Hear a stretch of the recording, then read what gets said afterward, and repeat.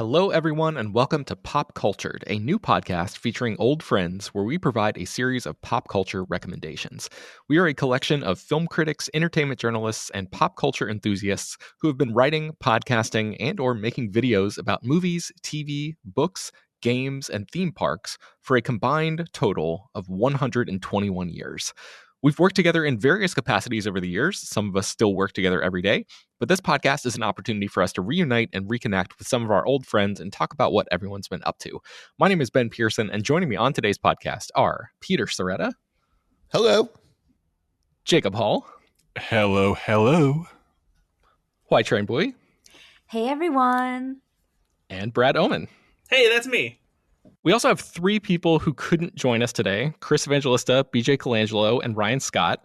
But I suspect the lineup will change every time we record based on people's schedules. Hopefully we have a big enough crew overall that even if several people can't make it for a given episode, we'll still be able to have some pretty good conversations. So in order to keep this first episode on the rails and relatively brief, I've asked everyone to limit their selections to just one item today. But listeners can expect future installments of the show to have even more reactions and recommendations from each person. And as always, if anybody else has seen or read or played or experienced something that somebody else is talking about, feel free to weigh in. So let's kick things off with Peter Soretta. Peter, what do you have for us today? Well, before we get into that, Ben, I just want to say, for anybody listening, if you didn't listen to us on other media, we used to have a podcast over on /Foam, and it's great to have the gang back together. It's great to be in this room with you guys and be able to talk about movies again and I don't know, just see your faces. I mean, I guess the people out there aren't seeing our faces, right? This audio for now. Yes. But maybe in the future you'll see our faces. There's definitely a trailing for now. I can feel an ellipsis in the for now in Ben's voice there. We'll see. Okay, anyways, let's get into it. So I, this week, saw a press screening of How to Train Your Dragon. This is the 2025 version. It's the live action version. And I love the original animated movie. It's, in my opinion, one of the best animated trilogies of all time. My dog, Pixel, is a black French bulldog, and she looks exactly like Toothless. And, I just relate. The thing about this movie is what's the point of remaking a movie in live action with the same director? What's the new angle? What's the new take? And the answer here is there isn't one. Dean Dubois has come back. I think he said this in an interview that he came back because he didn't want to see someone else direct it. He didn't want to see someone else, mess with this baby. And I respect that.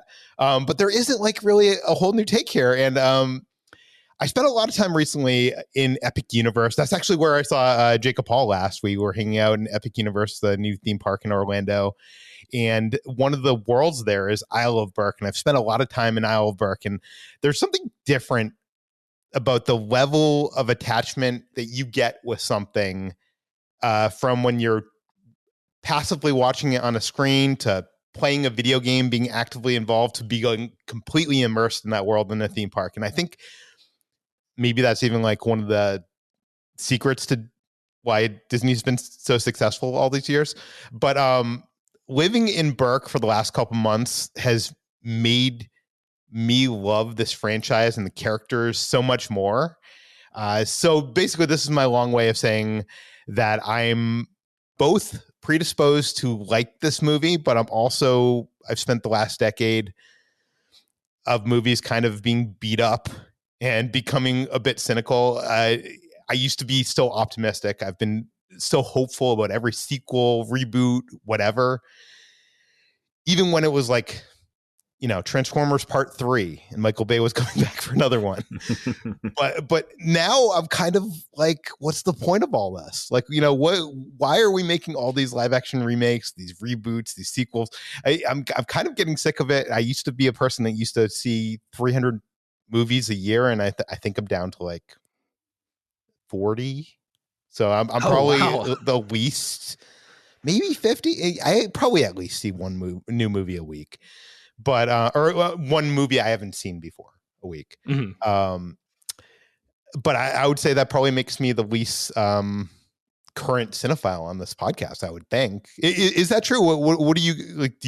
How many movies do you guys see actively a year, do you think? Man, that's so tricky for me because in my current position, here Jacob's going to talk work. He's going to talk what it's like to actually run a movie website, and the answer is you watch fewer movies than your colleagues do because you're doing a lot less writing. And my job is to make sure that a website remains on the rails and is remaining profitable, and all the numbers are going up. So when it comes time to actually see things, I have to ask people on my team to go see them. And when the day's over, I'm so tired. So my option is, do I see something I have not watched and expand my horizons? Or do I watch more Star Trek? And I'd say over the past year or two, the option has always been, I'm going to watch an old Star Trek. So I probably watch more than you, Peter, but I will say the very nature of this being my career has worn me down, man. And I'm doing the best I can. I do the absolute best I can. But like, if the option is go see the new movie and write about it personally and find time to do it while doing the rest of my job, or ask someone in New York, LA, who has early access better than me anyway to go see it early, I know which way I'm going. And man, that's just the reality of my current life. And I don't know how I feel about it, but it's definitely made me a worse moviegoer. I wish I could fix that. Brad, how many movies do you see a year, do you think? New movies or movies in general? Yeah, it's a good movies question. You haven't what do you seen think, before. Peter? Movies I haven't seen before. It probably ends up somewhere around like just over 100, I think, probably. Because like I watch stuff that I've seen in between. I also keep up with TV shows, which takes up even more time than movies do. So I think it ends up being like somewhere just over 100 typically. HD, you've kind of moved on to being an editor. Has that made you like Jacob, where you're just staying home watching Star Trek? I kind of wish. I have a different sort of team over at Inverse in that it's a very bare bones team, which means I end up having to do a lot of the work myself, which means I have to end up going to a bunch of screenings and writing a bunch of reviews and doing a bunch of junkets and watching a bunch of TV screeners. So I probably watch a lot. If I had, well, I do have a letterbox. If I updated my letterbox frequently, I would know exactly how many movies I watch a year. Let's say 100. Yeah, why not? That sounds right. Yeah, that's a good point. I should double check I'll double check my letterbox over the course of this conversation and get back to you with an answer, Peter. Because I'm terrible at updating my letterbox. Last year was the first year where I updated every single movie that I saw, every new to me movie, or any movie that I saw on Letterboxd. So I have an actual number on there. I'll track that down and get it to you. Okay. So let's get back to How to Train Your Dragon. I'm not going to make this like super long, but no, actually, Peter, I actually have a question for you about this movie. Oh, sure. Okay, so I was also at Epic Universe. I experienced Isle of Berk. I think it's a great theme park. Atlanta's amazing. Do you think, very cynically, and I believe this from the bottom of my heart, and I'm curious if you agree, that a big portion of why the new movie is frame for frame identical to the animated show, all the way down to character designs and costumes and sets, so Universal just built a giant theme park land and want all the line up for the next decade plus? You know what? Honestly, that had never occurred to me until you said it, but that makes sense. Although, see, that's the movie editor cynical, movie website editor cynical take on it. And I honestly think Dean Dublouse just really loves the movie he made. It's what I honestly think. Can I interject here as someone who has also seen the new How to Train Your Dragon and is a bit of an apologist for it. I am also a huge fan of the original animated trilogy, and we both have interviewed Dean DeBlas previously, and he's talked about sort of the live action influences on the original films. He, for example, I think hired Roger Deakins as a consultant to make the cinematography as close to reality, as close to a live action film as possible. So I felt like it was interesting that it's almost come full circle for him. But I found, well, I guess I have a question for you leading into this. Okay. What do you think of a movie like this that is just so beholden to the original compared to the Disney live action remakes, which try to sort of rejuvenate the story for a modern audience in ways that maybe loses the magic of the original? I think most recently of Lilo and Stitch changing the ending, although I haven't seen the new Lilo and Stitch, for example. But I think I also think specifically of like the live action Disney Beauty and the Beast, which tries to kind of over explain the magic at the center of the story, and then also tries to make Belle an inventor, which I hated. So, like, what do you think is kind of the like? Would you prefer like this shot for shot remake that is just like slavishly devoted to bringing back that original feeling of the first film, or is that worse or better than like the ones that try to change it but lose some of that on the way?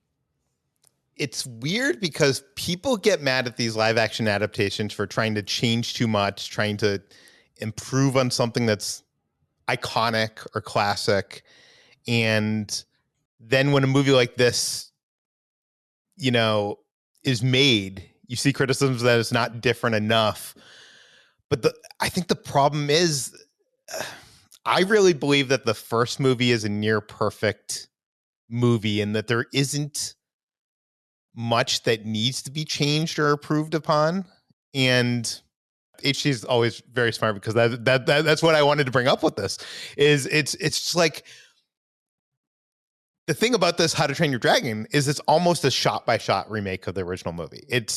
I'm sure there's minor changes. I haven't seen the first one in a handful of years, but it seems like it's changed. They've changed less of the movie than they usually do with these adaptations. It almost feels like Gus Van Sant's Psycho or Zack Snyder doing the frame by frames of Watchmen. How it's so slavishly true to the original framing and everything. There are some differences. Burke is now like portrayed as a melting pot of Viking cultures. There's more diverse community. One of the main characters is not white. Some of the side characters are slightly more humanized. There's, I think they expanded the Dragon's Nest assault, but at the end of the day, it's not much different. And I think it goes down to the fact that I think the first movie is near perfect. So with that, all I'm trying to say is I love this movie. I laughed, I cried, I was on the edge of my seat, and I thought, even though I knew every single beat coming, I was like with it. And it is a different experience because if there's any take here, it's like I guess if there's any take, it's that it looks real and it's gritty and it's like more cinematic. Not to say it's like dark like Game of Thrones, but it's like very desaturated, like a real Viking world. And if I have any criticism of this movie, I think it's that they kept all the comedy from the original animated film.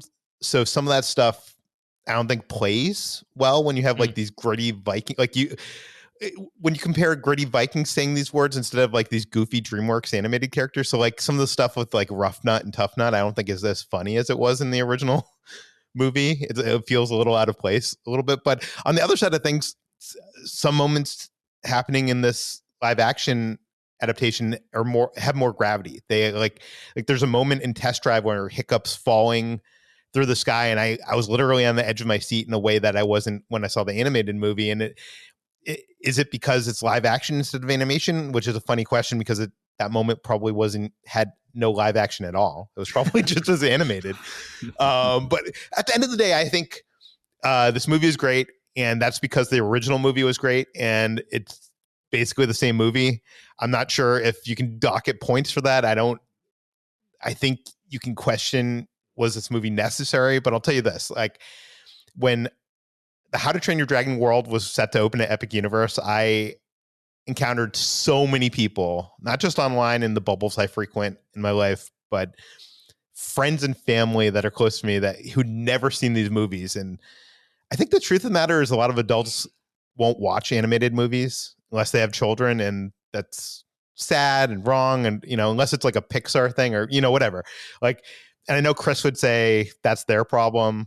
Chris isn't here, so I'll speak up for him. But I think a film like this can get them to discover the world of Burke, and I think that's a win, and I think that negates it being unnecessary. Yeah, so I think that's my thought. I also want to say the two leads are delightful, and I thought that I thought going into it, I might have more issues with Hiccup, since like Jay Baruchel's take on the character is so like very specific, and this take was not as cartoony. It was more humanized, but I love both of them. And at the end of the day, I think I just want more good movies, and I'm glad that we have another one, and I can't wait to see what they do with the rest of the series, as I think the other two installments aren't as perfect. There's more room for improvement. So yeah.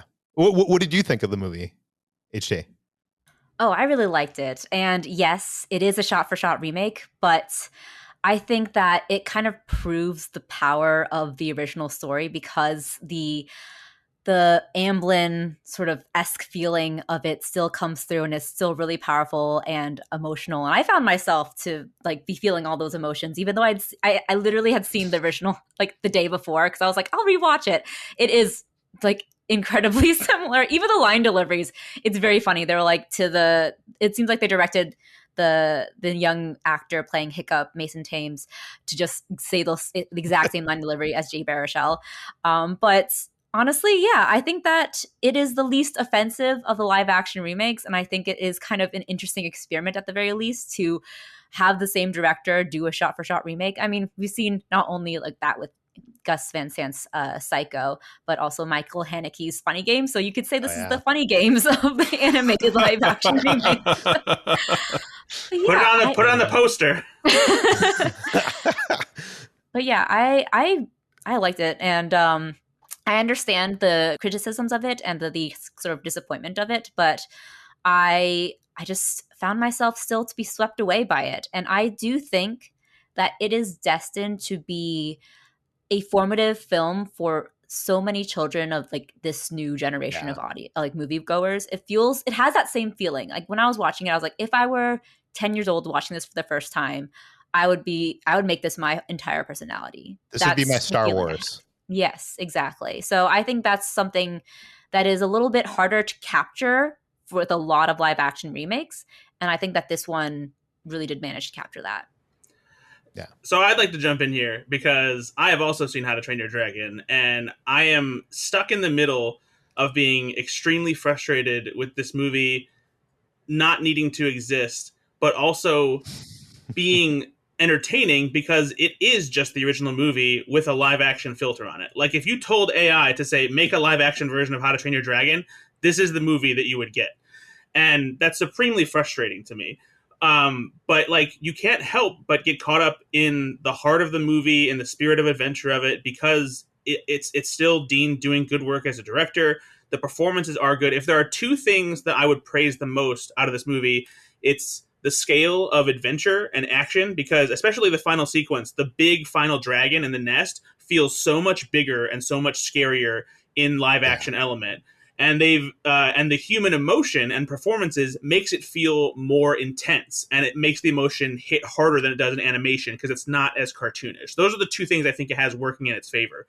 At the same time, I'm so frustrated that they pulled every single funny line from the original movie, beat for beat. Like there's nothing fresh as far as jokes in this movie. Even some of the most mundane shots in this movie are exactly the same as they are in the animated version. And I think I'm maybe a little more familiar with the original than most and have seen it more here because my sister grew up around the time that this movie was out. And so she was watching it over and over again. So as I was watching live action, I was already like, wow, this is like exactly the same movie. And so for me, I find myself in a difficult position of like, well, I don't want them to like do something that completely changes the DNA of the movie, but I also don't need a live action remake because I love the original. I don't need to see it. And so it's just like, while it might get certain people who don't like watching animated movies like into the world of Burke and into a franchise they otherwise might not have seen, in my mind, I'm just like, I don't care, because guess what? You don't deserve these movies if you're not watching them simply because they're animated. So like the fact that you need it to be live action to enjoy it, like I don't care. Like you can go watch the original How to Train Your Dragon and have just as good, if not a better experience. Because while I do think the movie does look decent because it's shot by Bill Pope, it also, like HG touched upon in a more positive way, or maybe it was Peter that said it, it does look more like a gritty, Viking kind of movie. It lacks color, and that's one of the most frustrating things I see in a lot of remakes of animated movies. Is it loses the vibrancy, it loses that visual pop, and that was also really frustrating to me. Especially with the dragons. The dragons are so like colorful in the animated movie, and like that would be my other complaint about it. Yeah. And along with that, they make all the other dragons except Toothless look a bit more realistic. They're not nearly as cartoonish as they are in the original, but Toothless, they keep that design, and it creates this weird chasm, kind of like a different kind of uncanny valley, where the dragon looks photorealistic, but it still looks like a cartoon. And it's really hard to get past bridging that gap and like feeling like that dragon really exists in this live action universe. But is it like the cute version of those like realistic Simpsons renders? 100%. It looks like someone did that for Toothless. Like that's exactly what it looks like. Having said that, the flying sequences are more exhilarating in it's because they are live action, and it does feel more realistic. And so like I keep having this back and forth where I get mad, and then I'm like, yeah, but that works. So it's just like, I don't know. I'm gonna do something that I wouldn't normally do, but I wanted to bring this up. But this is the way I ended my review for How to Train Your Dragon, because I reviewed it for slashfilm.com. What's that? I said, admittedly, How to Train Your Dragon is not terrible like some of the Disney remakes out there, and it's better than almost all of them, but it's not substantial enough to warrant its existence. We have How to Train Your Dragon at home. It's the motion picture equivalent of turning tacos into nachos, and even though nachos can be delicious, they're not as good reheated. Sorry, How to Train Your Dragon. Ooh. Wonderful turn of phrase. I also wrote a review on inverse.com, and it was not quite as witty as that. She called it the funny games of whatever. The funny games of live action remakes. Yes. All right. Well, HG, let's go to you. What do you want to talk about today? I recently discovered Pluto TV, and I'm probably very late to this game. I was just kind of browsing on my TV to like figure out something to watch, because for once I had a free evening, and I decided to put on Pluto TV because I had, I guess, heard that some people liked it. And it is technically a FAST channel. It's a free ad-supported streaming television. And I knew that this was something that was becoming a bit more popular recently, but I hadn't really experienced this before. But I turned it on, and it went immediately to the comedy channel, which I thought was the only channel for some reason, because I was like, oh, it must be like a one streaming service thing. And it was playing Major League, a movie I'd never seen before. So I watched all of Major League before I realized I could flip the channels, and I was like, oh, it's like channel surfing. And I was so excited. First of all, Major League, fine, but I'm not really interested in seeing it again, but I was like, all right, cool. I saw Major League for the first time. But Rene Russo looks amazing still. And I was kind of amazed. And I don't know why, but like a lot of the 80s leads from like the male 80s leads have not aged as well as the female like love interest or leads. And I was like, dang, Rene Russo looks better than like half the guys in this cast do today. Anyways, that was like my one takeaway from Major League. But in the few days that I had discovered Pluto TV, I was excited to discover that there's not only a 24/7 Star Trek channel, there's a 24/7 Columbo channel, but wait a second. Mm-hmm. So the Pluto TV, I don't know what Pluto TV is, so this is the first time I'm hearing it. I should go from the beginning. Let me just ask you a question. So Pluto TV is a streaming service, but it's not like you pick the thing. You don't. They're running a loop of recorded. So you're basically going back to like cable. Right? I'm going back to cable. Yeah. It's like the closest. You can do both though. You can do on-demand titles that have ads, or you can flip through the channels that they have like it's cable. Yes. So they have. It is basically like recreating cable for the streaming era. And what are we doing, guys? Why are we? I was It's so awesome. excited about this. It's I'm amazing. so glad HT has discovered it. Because when I was during the holidays, when I was home at my parents for like a few weeks, they don't have many streaming services, but they do have TCM. So I was just watching a bunch of TCM and I was like, man, I miss having like cable TV. I don't have this back home in New York. And when I discovered Pluto, I was like, oh my God, this is just like having TCM because they have so many channels. They have a comedy channel, a drama channel, sci-fi channel, a Star Trek channel. They have a horror channel and then a bunch of TV channels and classics channels. So in the 4 days that I was like just nonstop watching Pluto TV, I watched Major League, The Apartment, Good Will Hunting, Clue, The Truman Show. I watched Mission Impossible 1 and 2 because they're doing a Mission Impossible marathon. I was having the time of my life, guys. This is the perfect thing to just throw on after work.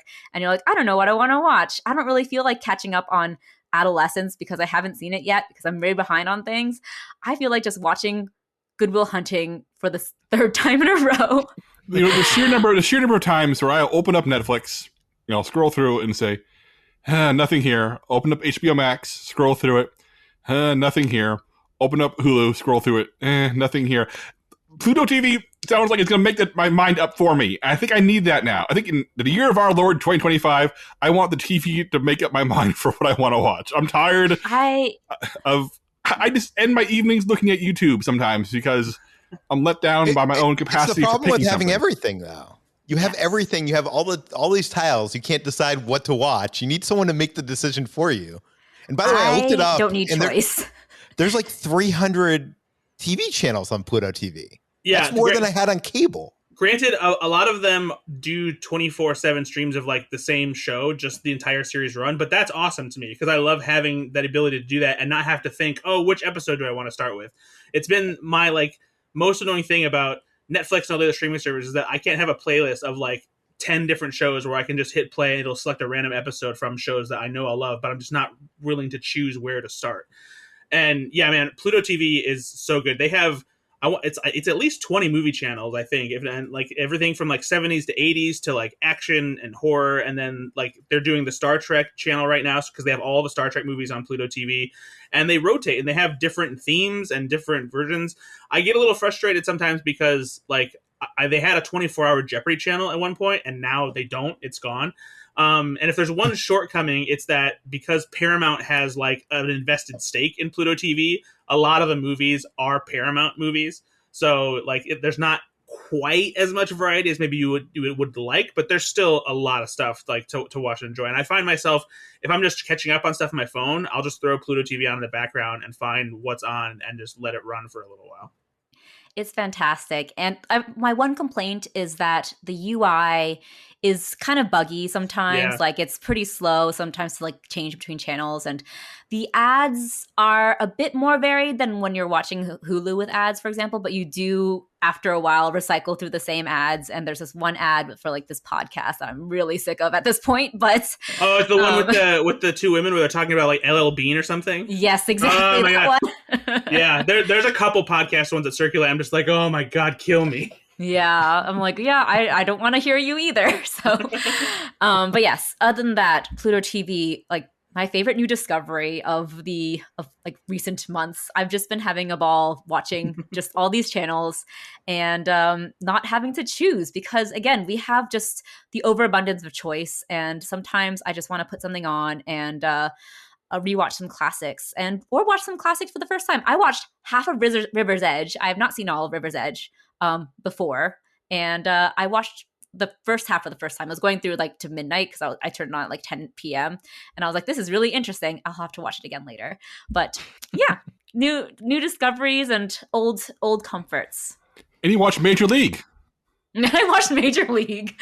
I think this also speaks to the problem of streaming and movies that are originals on streaming services not penetrating the zeitgeist more often than not, because you can't discover movies that are just randomly playing on TV one day like you would when you had cable. Like you'd be like, oh, what's this? This looks interesting. And then before you know it, you're watching the whole movie. you actually always have to actively choose to watch something on streaming. And even though some of the streamers like Max and Disney Plus have some streaming channels now where they are always playing something, it's not the same way that it is on Pluto TV. It's like it's never where you're like really able to discover something in that way. And I think that's one of the things that makes Pluto TV really, really fun to watch. In other words, nothing gets Shawshanked anymore. We can't have a Shawshank anymore where you ignore it for years and years and years because it's always on TBS. You never watch it. Then one year you're bored enough to watch it, and you watch it 20 times in that year. You realize that TBS is been doing God's work for a decade. Why was I watching Shawshank in 1999 instead of 2002? It doesn't happen anymore. I mean, I've discovered so many movies because I literally had nothing else to watch, and it was on TBS. And Yep. It sounds like Pluto TV is bringing back the TBS experience. Yes, and thank God for it. Amazing. All right. So I watched Joe Wright's 2007 movie Atonement for the first time. I have no idea how I missed this until now, but I'm very glad that I caught up with it. I knew Keira Knightley was in it. I knew James McAvoy was in it. And I knew that a young Saoirse Ronan caused some kind of ruckus in this story, but that was pretty much it. And what I did not know is just how many recognizable people are in this cast. I was like blown away. Every few minutes, a person pops up and my jaw just dropped. I'm not going to ruin any of those names here because I want to leave those surprises for people to discover since that was a lot of fun. But man, what a movie. Has anyone else here seen Atonement? Yeah, of course. As the woman on the podcast, obviously, multiple times. As the man on the podcast, there's a Dunkirk hit in this movie. Yeah. Ben, can I ask you what you thought of the oneer? Yes, yeah. So, like, reading a little bit about the movie afterwards, it seems like there was a lot of attention paid to the oneer at the time. And yeah, it's this long shot of a bunch of soldiers on the beach at Dunkirk, and it's very impressive. And it was, 10 years, I think, before Nolan's movie.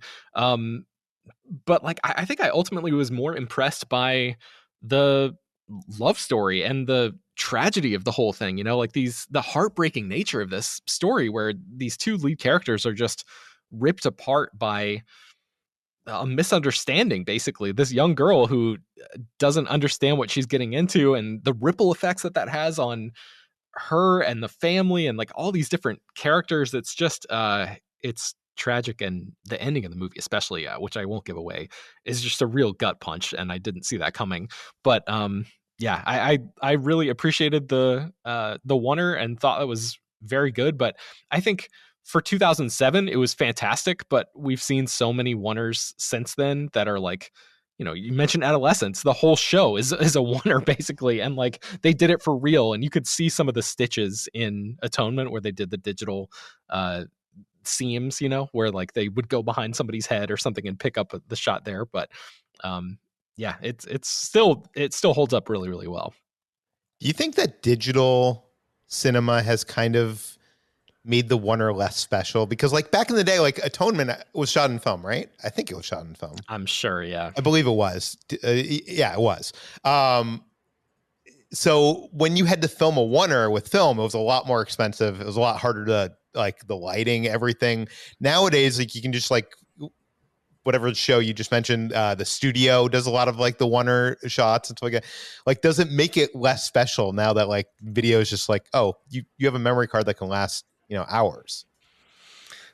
I guess it does. Although, as I'm saying that, I was just thinking recently of Predator Killer of Killers, which has a really awesome oneer in it. And that's purely animated. And there's just, that is taking all of the production factors that you just mentioned completely out of the equation and still giving you the end result of what of the feeling of the oneer, and it still works really well. So I guess it doesn't matter as much if the context is right, Yeah, I think it's about like if it can maintain the momentum and if the seams aren't like super obvious, because I think there are a lot of movies that have like try to make it look like they're doing oneers, but like you can see the stitches all over the place. But similar to Predator Killer of Killers, like that shot in Adventures of Tintin, that oneer where they're going down through the city and everything, like that's an incredible sequence, and it doesn't matter if it's animated, like it feels cool because like you're in it the whole way. By the way, I know this podcast is partially to like recommend stuff to people. If people have not seen The Studio and seen especially episode 2 of The Studio, which The I think is Oneer. called The Oneer, Yeah. and it's So good. about them going to the film set while they're recording a Oneer, but it's shot in a Oneer. It's so meta and so brilliant and so I had so much anxiety watching that episode. Why watch The Studio just for that alone? I've been watching The Studio with my friend who is a production assistant / and also field producer, and she has, obviously been on sets like this, and she was like working through her own like PTSD as we watched it. She was like, "Oh my god, this I like have had exact experiences like this," and it is on every set. Yeah, extremely cringy, but also amazing on a technical level. I love that episode. I love The Studio. Great show. Yeah, I just want to mention that if Apple TV Plus has released all these little behind the scenes clips where they're showing how they pull off the wonders in the studio, and it feels very telling that like we're talking about digital stitching and how you can always tell when it's been cobbled together in a lot of cases, whereas Apple TV Plus is kind of proudly saying, hey, here's where we're swapping in the body doubles. We have a second camera filming it. So you can see where you see a character like run off screen and like run and hit their mark somewhere else and wait to re-enter the shot. And if you like filmmaking nuts and bolts, it's really cool to watch because the studio is really actively trying to do as much as it can in camera. And then Apple's been very open about letting you see the process in these little videos. I recommend I saw them on Instagram on the Apple TV Plus Instagram page, but I'm sure they're out there elsewhere. Yeah. So this turned into a recommendation for the studio. We're talking about Atonement. I just love the studio a lot. I like Atonement just fine, but that's just where I went. I guess my question for Ben about Atonement, without spoiling anything, no spoilers. The ending infuriated my wife so much that if I bring up this movie, she shuts down and like says, nope, and we'll leave the room. Not even like a fun tragic, a F this movie tragic. So I'm curious how you feel about the ending. Yeah, man, it was definitely a gut punch, and I don't want to give too much away for people who haven't seen it yet, but it is the type of thing that can engender that type of super strong response. And I just looked at my wife, who I was watching it with, and she had seen it before, and I was just like, God, that was so fucked up. Like, I can't believe that actually happened at the end of this movie. So, yeah, that's definitely my vibe on the end there. I was really impressed by Keira Knightley. I want to shout her out because I think this is like one of her best roles, and I feel kind of bad because I don't know about you guys, but I'd kind of written her off a little bit after the third Pirates movie, and she was in this really good small film called Never Let Me Go back in 2010, and then she kind of got stuck in a bunch of like mediocre to bad movies, Jack Ryan, Shadow Recruit, and God, what else? The Imitation Game. She was in Everest, which like people saw, but nobody remembers Everest. But I thought I was paid to review Everest by the New York Daily News, Ben, back when that was a thing. Yeah, so she bounced back, I thought, in 2023. She was in this movie called Boston Strangler with Carrie Coon that was straight to Hulu, but like pretty decent. And then I thought she was really good in last year's Netflix spy show Black Doves. So I'm hoping that her hot streak continues. So anyway, Atonement came out right after the third Pirates, and she's great in it too. So yeah. So this is an audio show, but HT made a very specific face when Ben started talking about Keira Knightley being written off. I would like to hear HT's Keira Knightley thoughts based on that face alone. Like the facial equivalent of harumph. I obviously you were not following Keira Knightley's career as closely as I was, because I feel like if your only view of her was the Pirates movies, then of course you're gonna be like, oh, where did she go? But Atonement, I liked her in Begin Again too. I don't know. I feel like she was always doing good work, but she was mostly appreciated by the female crowd, I would say. Yeah, I never saw like Bend It Like Beckham. I think that was her first big movie, even pre-Pirates stuff. So yeah, I guess I just don't really have like much of a relationship to her work on screen. Even Where though she does seems Pride like and Prejudice fall in this timeline? Yeah, that was 2005. That was 2 years before Atonement, and I just caught up with that for the first time within the last year or two, and was very impressed by that too. So, yeah. Movie rules. Yeah. One of my faves. Pride and Prejudice kind of rules in general. Like, I know, hot take, Jane Austen, good. That movie is like one of the few adaptations that I've seen a few Pride and Prejudices, and I like that one because it's actually shot really well. So many of them are like chamber pieces where they put the camera one place and trust the dialogue to carry it, whereas that movie is just directed like fire. That movie is like sexy and looks beautiful. It's one of the most beautiful period pieces, I think, just because Joe Wright makes every frame look like a tableau. It's gorgeous. And that was like my obsession in high school. I rewatched that so many times, and I had never seen the BBC miniseries until recently. So people were like, "Oh, do you watch the BBC miniseries all the time?" And I'm like, I don't watch that. I watch the Keira Knightley Pride and Prejudice, and I still think it's better. So sorry to all the ones who are like Colin Firth superiors. Yeah, sorry. And Matthew McFadden is always Darcy to me, McFadden. But I'm Succession heads, yes, but he's Darcy. Okay, so Jacob, why don't we transition into what you've been doing or reading or whatever? Okay, so I'm going to go into this the long way around for reasons that will make sense. Last week, I fell incredibly ill. I was unable to keep food and liquids down. I was vomiting continuously. I became dehydrated to the point of dizziness. I'm anemic as it is, so this is troublesome. I lost 25 pounds in 5 days, all water weight, but that's still bad stuff. Until I went to the ER, starving, dehydrated. They put 6 liters of fluids into me. All kinds of bad stuff had to be done to get me back on track.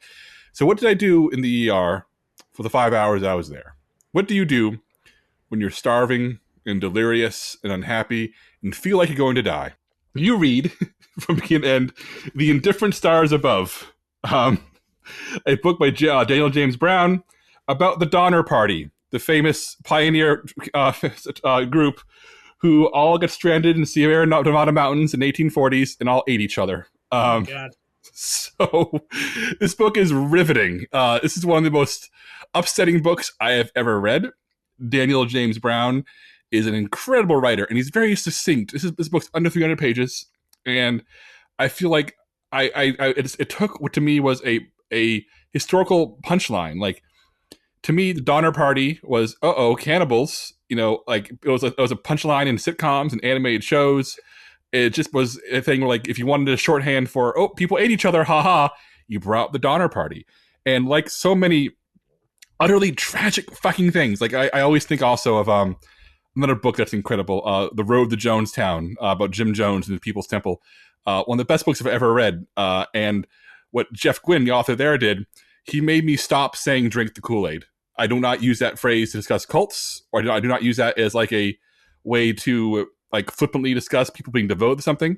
It fundamentally rewrote how what was like transformed into a punchline by time and comedy made me realize, it actually makes me sick to my stomach to think that we are treating that material in that way now. So yeah, you'll never hear me make a Donner Party joke now, thanks to The Indifferent Stars Above, because Brown is not a graphic writer. He does not dwell on the extreme details of cannibalism, but he does use modern science and psychology to explore what happens to a person to drive into that, what happens to a body when it's starving, what happens to a brain when it eats somebody else and they have to live with that.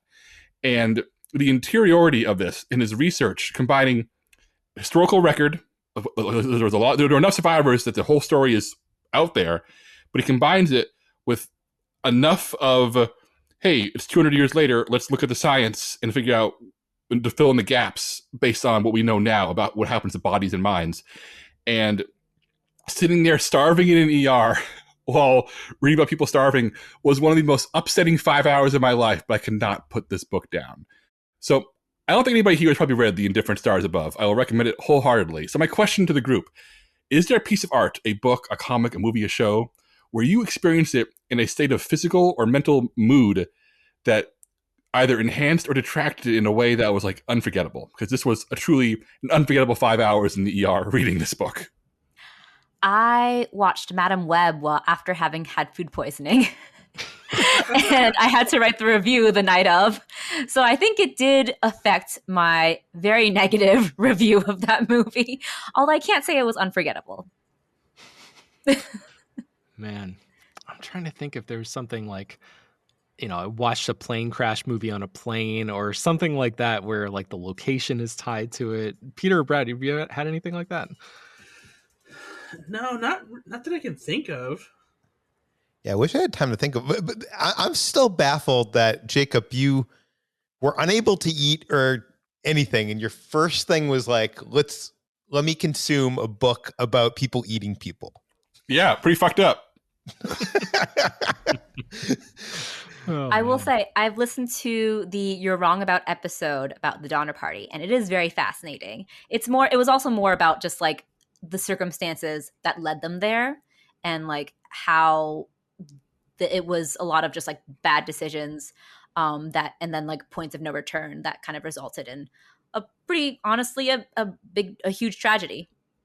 Yeah, and would you happen to know that decisions made by corrupt President James K. Polk about his illegal war against Mexico had an impact that directed the Donner Party down this road, because the idea of California becoming a United States territory led to all these people rushing California to try to like get the land there, but knowing that the United States could soon own it, which led to a lot of con artists publishing really false and faulty info about paths to get you to California.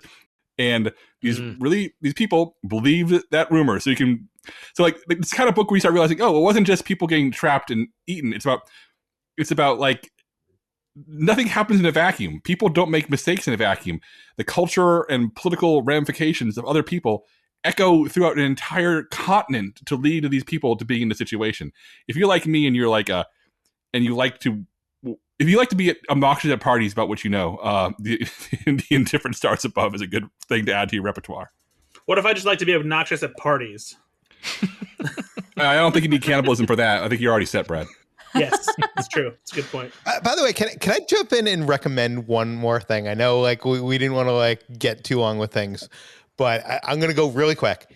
Star Wars Duel of the Fates. This is the podcast. It is a 9-part audio series. They have not finished it, but basically the idea is, what if the Star Wars saga ended differently? So Duel of the Fates is an audio book adaptation of Colin Trevorrow and Derek Connolly's episode 9, and it has like 50 voice actors, has music, has if you like Star Wars, check that out. But are there pioneers eating each other? No, definitely not. Okay. Space cannibalism. All right, Brad. So let's go to you. What do you want to talk about?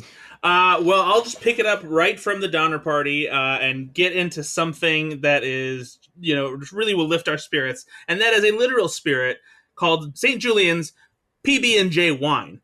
That's right. It is a wine that tastes like peanut butter and jelly. I mean, I don't hear any clapping. I don't hear any cheering. I don't know what's going on. Wine does come from grapes, and grapes do make and could make jelly, right? Yeah, and that's 50% of the equation right there. Brad, that sounds disgusting. Yeah, it's the peanut butter part that's really throwing me off. Let me be clear. I am not a wine connoisseur. I want to come to Brad's defense here, because one time I was in Galveston, and this is back in my drinking days, and I was getting fucked up out of the Galveston bars the day before a cruise, which is what you do in Galveston. There's nothing else to do in Galveston except drink. You drink and go to trade museums. All you do in Galveston.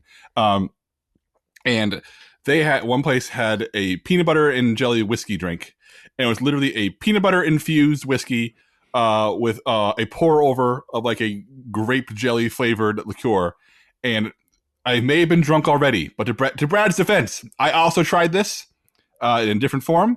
And I thought it was pretty good. So, Brad, is this wine pretty good?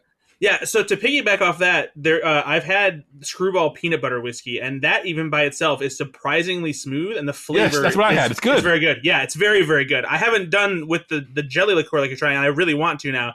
But no, similarly, this also does have a pretty good flavor to it. Honestly, I didn't mind it. It tastes like a peanut butter and jelly sandwich. It doesn't quite have the bread flavor profile in there. What's interesting, though, and I didn't feel this when I had a shot of the peanut butter whiskey, but when I was drinking this peanut butter and jelly wine, the flavor of the peanut butter confused my brain because my taste buds were tasting peanut butter, but it didn't have the consistency of peanut butter.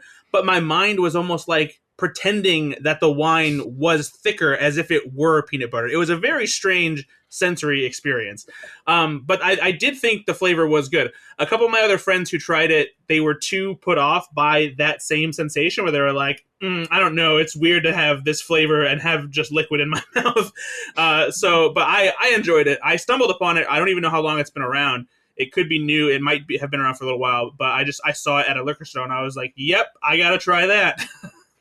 Wow. So this wasn't even like at a bar. You like committed. You bought a full bottle of a thing. Wow. So I knew that I was going somewhere for a friend's birthday. We went away for a weekend and like got an Airbnb in Illinois and hung out for the weekend with like 5 other people. So I was like, I know we'll all try this and we'll see, what it's like. Otherwise, okay. I'm not sure I would have taken a risk on an entire bottle. But I did enjoy it, and I would gladly have another glass. It's not something you want to drink a lot of, but like having one glass, I think is pretty sufficient. I will say, watching everybody's faces on this audio podcast, as Brad described, this was hilarious. So I'll give you Ben wants to learn more. Peter is just kind of shocked by it all, and HT looks thoroughly disgusted by everything coming out of Brad's mouth. For those of you at home, this was the observation of the crew. To take a cue from Peter and add one quick thing, because it is related, I went to the Sweets and Snacks Expo down in Indianapolis this year. It's always fun, and I do it for my Bread's Junk Instagram, at Look at Bread's Junk if you're interested. One of the things that I tried down there that isn't coming out until next year is a Jack Link's beef jerky that has both peanut butter and jelly flavored beef jerky. And my reaction was similar to Ben's. I was like, that feels too weird, because like you're mixing the peanut butter and jelly with a meat flavor, basically. Mm-hmm. I will say I was not grossed out, and it actually has a pretty good flavor profile when you take one piece of the jelly and one piece of the peanut butter flavored one and mix it together, and it's actually not bad. I did not hate it. So do with that what you will. Look, sweet and savory is like, we've been dipping potato chips in chocolate. We've been putting bacon on peanut butter and jelly sandwiches. I think what Brad is describing is perfectly acceptable, considering the number of things that have gone wrong in our civilization. This is not one of them. I welcome our new beef jerky overlords. All right, so that's St. Julian's PB&J wine. And I think as we start to wrap up here, I think that's going to sort of take us close to the end. Peter, I don't think you're going to be around for our next episode, because I think you said you're going to France. Is that right? I'm sure we're going to ask you about this when you get back. Was there anything that you can say about that trip now? Yeah, we'll be going to Disneyland Paris and doing some stuff around France. So I probably won't be here for a week or two, but okay. I mean, I think that's what the podcast is going to be, right? Like, people will pop in, pop out. You're not going to get the same group every week. Yeah. Ben, are you going to be here every week? What can people expect? He's kind of the host, I think.